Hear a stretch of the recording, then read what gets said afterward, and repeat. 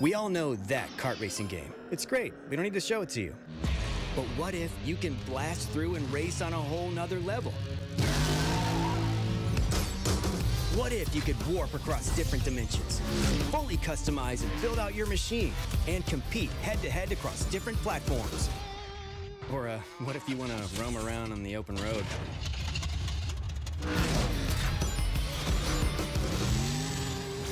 My thoughts exactly. Okay, in all seriousness, for those of you with an attention span, this is Paul, and today I'm going to be reviewing to you Sonic Racing Crossworlds for the Nintendo Switch. I want to apologize in advance to anyone that gets mad that I compare this to Mario Kart, especially Mario Kart World. But to be fair, basically any kart racer is going to be subconsciously compared to Mario Kart because that series essentially established the kart racing genre as it is, so please bear with me. So what this is yet another racing game, but the gimmick is that there are multiple worlds, and you'll often switch between worlds mid-race. The first lap of a track in a Grand Prix is just a typical lap around the track. Then on the second lap, the person in first place gets to choose between two options, either a random crossworld or one that the game picked out specifically. And a lot of these crossworlds are actually all new tracks that you can't get anywhere else. And a lot of times I find these cooler than the regular race tracks. They have some absolutely gorgeous visuals, some really good music, and a lot of times they do feel like you've stepped into a new dimension. And then the third lap around the track usually has some kind of variation to it, so that you don't feel like you're just repeating yourself over and over again, which was something I was not a big fan of in Mario Kart World. I know a lot of people like the traditional 3-lap formula, but the tracks felt a little bit too short to me, and I felt like the 3 laps was just artificial padding in my opinion, so I'm grateful for these crossworlds for breaking it up. And then the final race in a Grand Prix just has you go through every single previous race in each lap. So the first race will be the first lap, the second, you get the picture. But there's so much more to it than that. This game basically improves on Mario Kart in almost every way. In that game, you did have vehicle customization, but in Mario Kart World specifically, all you chose was the vehicle, as opposed to choosing the vehicle, tires, and glider like you could in Mario Kart 7 and 8. Sonic Racing Crossworlds is like, no, we are going to make sure that this game is customizable as heck. So not only on the character select screen do you see that character specialty, so when you hover over a character it'll say like boost, power, handling, but then there are different vehicles that you can assign that specialize in certain traits, and if that's not good enough for you, you can go to the garage and pick different parts to make the skills different. And there are also these Dampa tickets that you get for doing just about anything in a race. Think of it kind of like achievements, and you can use those to purchase even more parts. And if that's not enough, there's other stuff you can purchase, such as decals, which are basically stickers, but unlike Mario Kart World, you get them by buying them rather than doing a bunch of missions.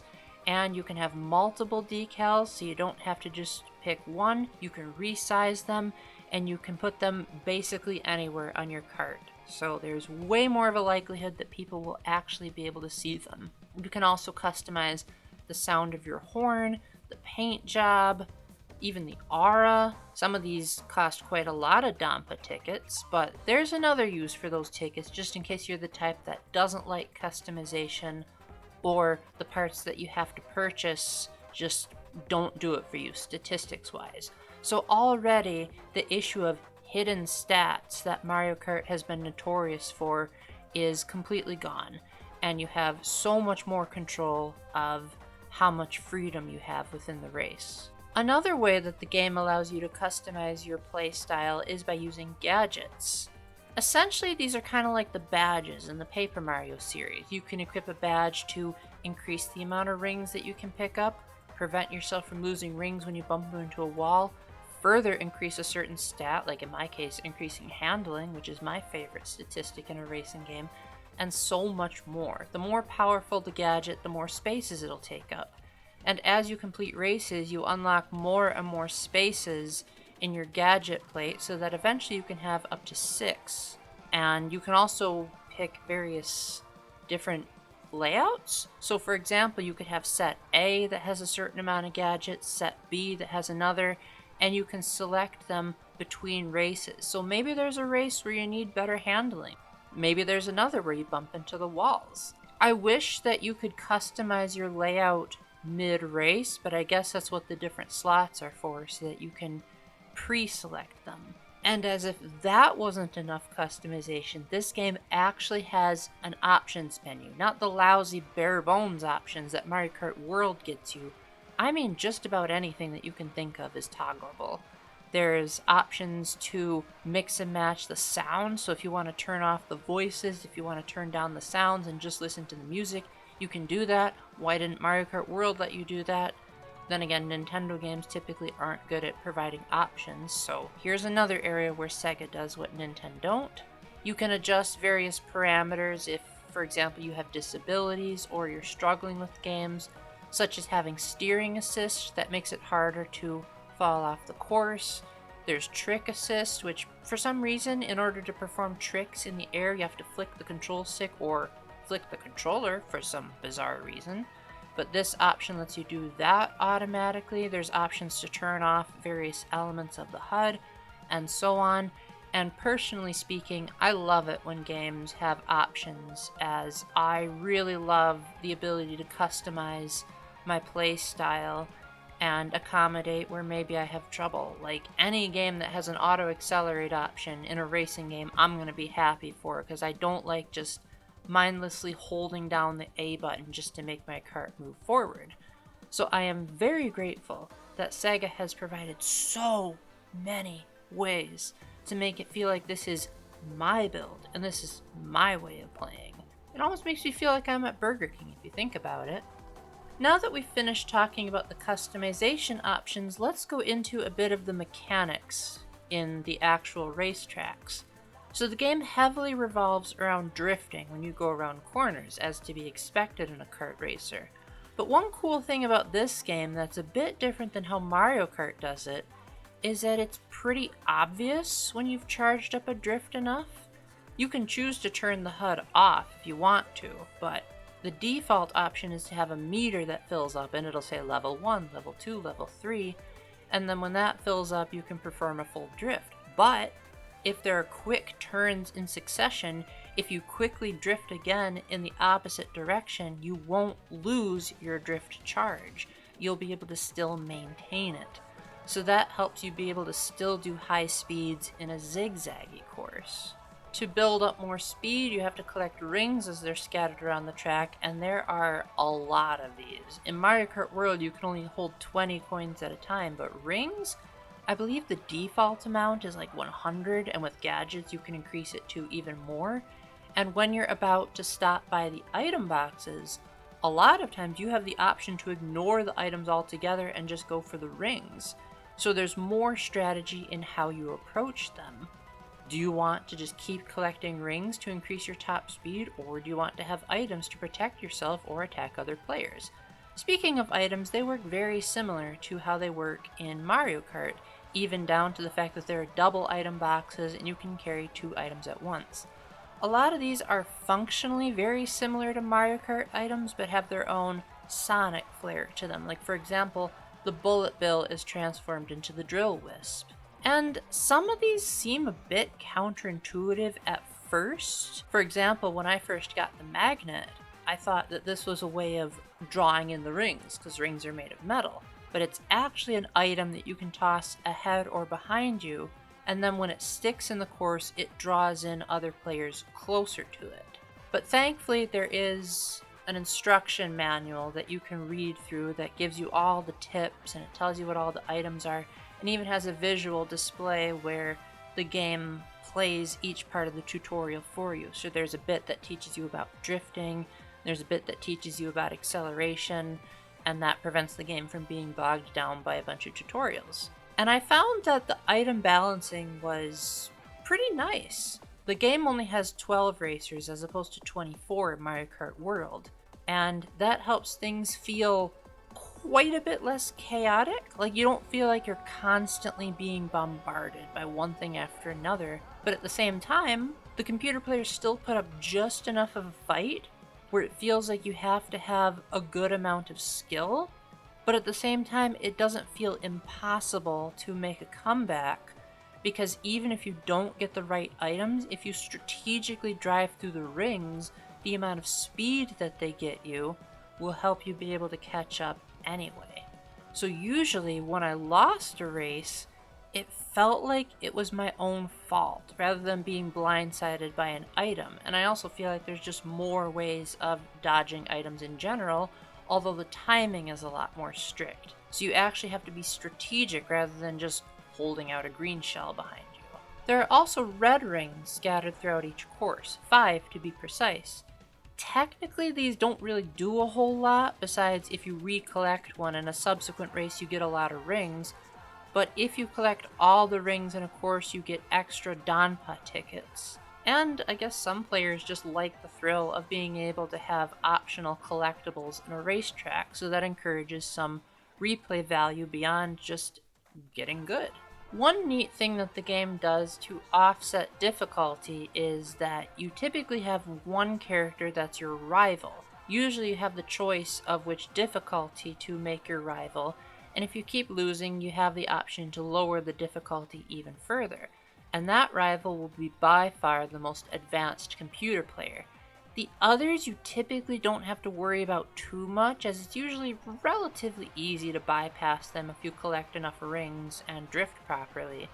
But the rival is the one that's going to be constantly getting in your way and will usually know how to boost ahead really strategically, and the rival will often taunt you throughout the race. The game has quite a lot of dialogue between the characters, which most of them are from Sonic games, and it seems like there's a unique interaction between every single pair of characters. So when, say, Esabelle is your rival and you're playing as Amy, they'll have a unique interaction. But if Sonic is the rival, then Amy will have a different response to Sonic. And they'll usually have specialized remarks if the characters have really good chemistry and they do something impressive near each other. So if, for example, Amy does a cool move near Sonic, they'll have a special interaction because of their friendship. Now, you might be wondering what I meant when I said that there was another purpose for Donpa tickets besides customization. Well, if you're not doing good in the race, and you're not proud of the position that you ended up in, you can use Donpa tickets to reset the round entirely. Which, that's going to be great if my capture card messes up. And it's also great if you're the type of person that, say, wants to get first place on every round, kind of like getting a 3-star rank in Mario Kart. It prevents you from having to do the whole thing all over again like you would normally have to do. And the game doesn't seem to penalize you for it. The rivals won't have any additional taunts, but at the same time, it costs resources. But to be fair, these resources are usually pretty easy to get, but at the same time, they require just enough skill where you feel like you earned the reset. And I just wish more games would use this kind of a retry system where it doesn't feel cheap. It feels like you earned it. I almost forgot to talk about vehicle transformations. So just like in Sonic and Sega All-Stars Racing Transformed, there are different forms that your kart can take. Most of the time it'll just be a regular old kart, but every now and then you'll be able to glide across water and through the air. When you're gliding through the air, there will usually be these boost rings, and just going through them will give you a speed boost, but if you go through the center, you get an even bigger speed boost. Same thing if you're passing by rings in the air, which are thankfully in a circle so that you don't have to feel weird navigating in 3D space, and if you go through the center of that, you'll get more rings. In the water cruising sections, it's imperative that you keep building up a charge so that you can jump. Sometimes these can lead to really cool shortcuts, or there are rings in the air that you can pick up. I wasn't the biggest fan of the water sections, because I felt like they made the drifting a little bit harder to pull off, but I loved the flying sections. They were so much better than Mario Kart Worlds, as it felt like you had more control over where you were flying, and it seemed like the game design was made in such a way that flying was mandatory rather than an option, that the courses were designed around the flight rather than flight just being a cool way to get around. And I just felt like the controls were more responsive. Either that or I just had a good build. And the strategy of driving through the center of the dash rings also made it feel more worthwhile to get good at handling the machine. As for the courses themselves, this is a Switch 1 game, so they probably could look a lot better, but they do have some very nice references to Sonic's past.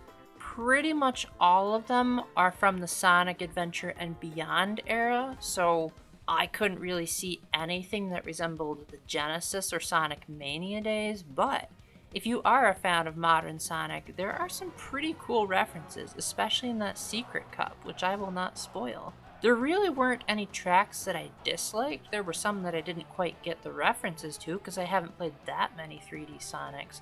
But the ones that I did get, I thought to myself, dang, these are some amazing tracks. And the love that they have for these Sonic games, down to the littlest details, is absolutely spectacular. Speaking of special courses with a lot of details, one thing I've somehow neglected to mention until this point is that you're not only racing as Sonic characters and Sonic tracks, there are also characters and tracks from other games, and not even necessarily games. I believe even Avatar is a franchise here. So the way that it works is there are free guest characters that are from Sega published games, and then there are the characters locked behind a season pass. So for the free characters, as of now, there's only Hatsune Miku, but from what I've heard, the next character will be Joker from Persona 5, the one that I'm personally the most excited about, and then I can't pronounce his name, but another guy from Like a Dragon will be in November.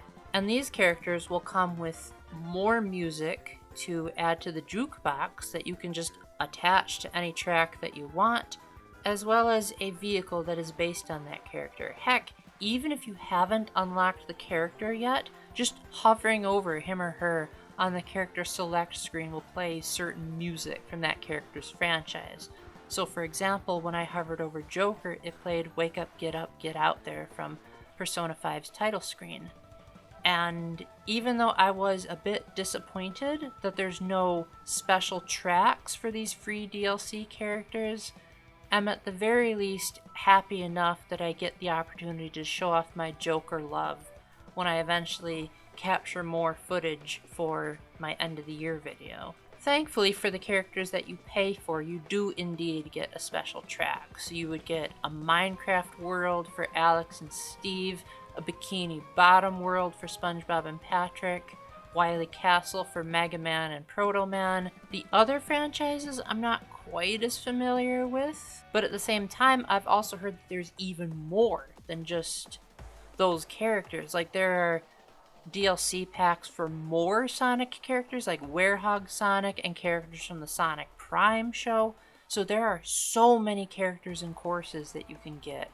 And while it is a bit unfortunate that a lot of them are locked behind DLC, I personally am happy enough with what's in the base game, because I wasn't the biggest fan of the characters in the Season Pass. I feel like I wasn't missing much by not purchasing it. So I'm just happy enough that in October I'll be able to play as Joker and be able to hear some Persona music in a Sonic game. That just seems so unreal and so very cool. Unfortunately, one of my biggest problems with Sonic Racing Crossworlds is that there's really no story mode. And I know that people are probably thinking, it's a racing game, Paul. Why are you always insisting that there be a story mode? There was a story mode in the previous Sonic Racing game. And Sonic games typically try to insert a story even when it isn't strictly necessary. Sonic Superstars and Sonic Mania both had stories.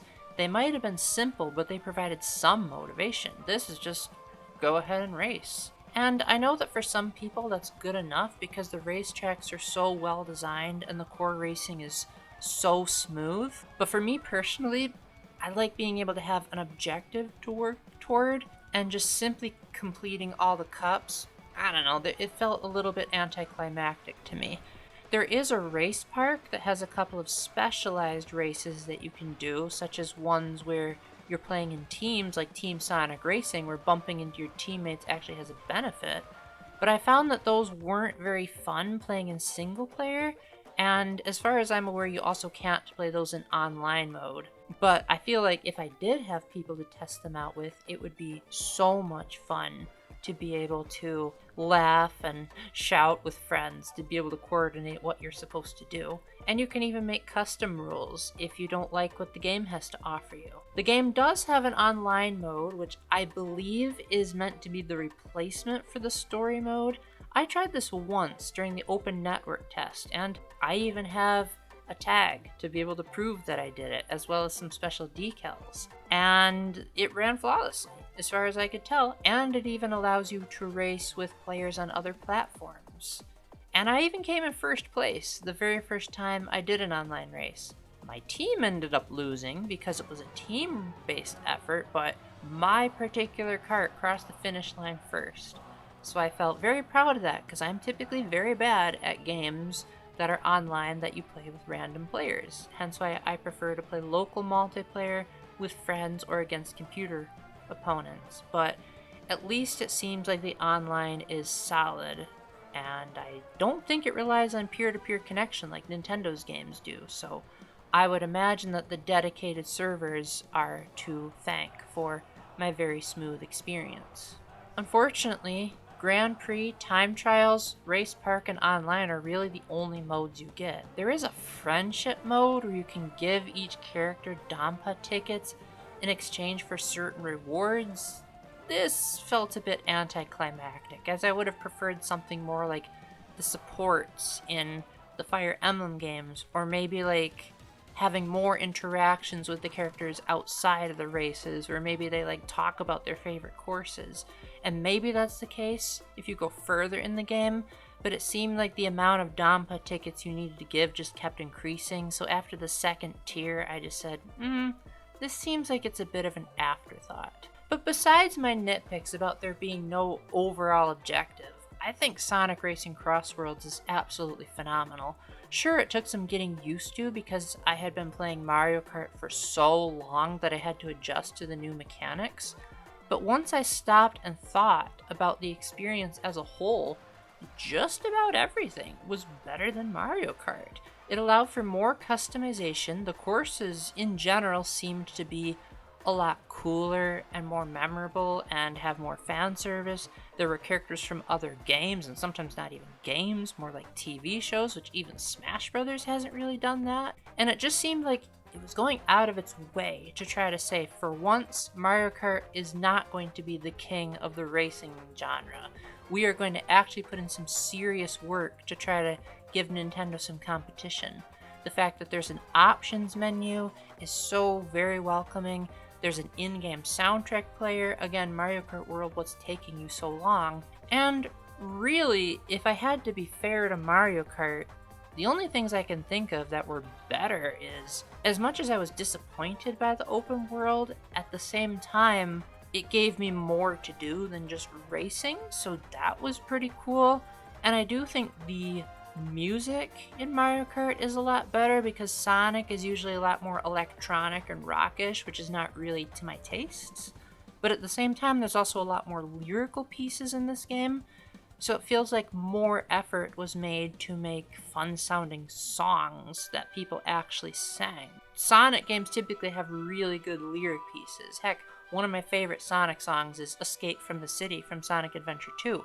I haven't even finished Sonic Adventure 2, but I love Escape from the City that much. So that goes to show you how good of quality Sega has with their soundtracks. Now, if you're just getting this on Switch 1, it costs $60, which I personally feel like, for the lack of a story mode and the lack of an overall objective, that does seem a little bit on the steep side. So maybe wait for it to go on sale unless you just really want to stick it to Nintendo and support Sega more so that Nintendo gets the idea that they can't just get away with pricing games at $80.